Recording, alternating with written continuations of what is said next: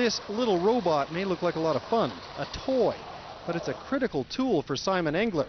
He's an engineer, what the military calls a sapper, and his job is to scout out mines and IEDs. Dangerous work. So Engler built this guy, the Prairie Dog, in his spare time to make his job a little safer. And this is a great little tool to roll up and look and see, is it safe for me to go up? I can go up to an object and identify it, and then I can know what tools I have to bring to deal with it, or whether or not I should approach it at all.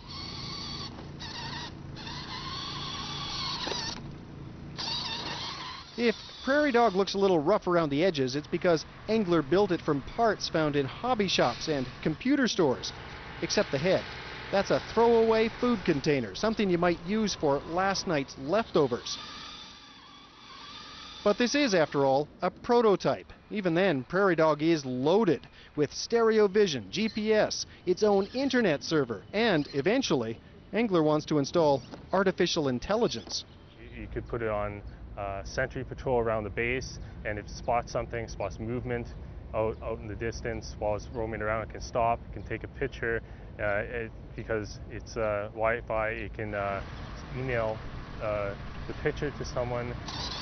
So the potential for this, I think, is huge. There's a myriad of applications available that I'm just starting to think of.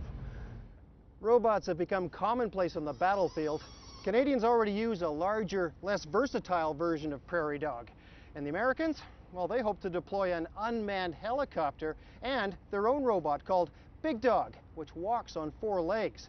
But projects like that require hefty research and development budgets, a lot more than the $2,500 that Simon Engler invested.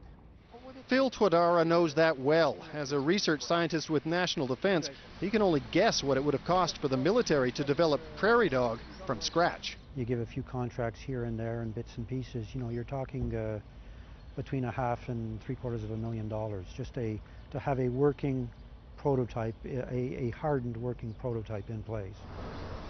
Simon Engler wants to develop Prairie Dog to the point that it becomes foolproof and standard issue for every sapper unit.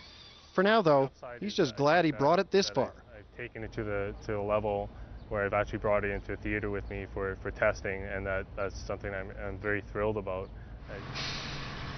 Alan Waterman, CBC News, Kandahar.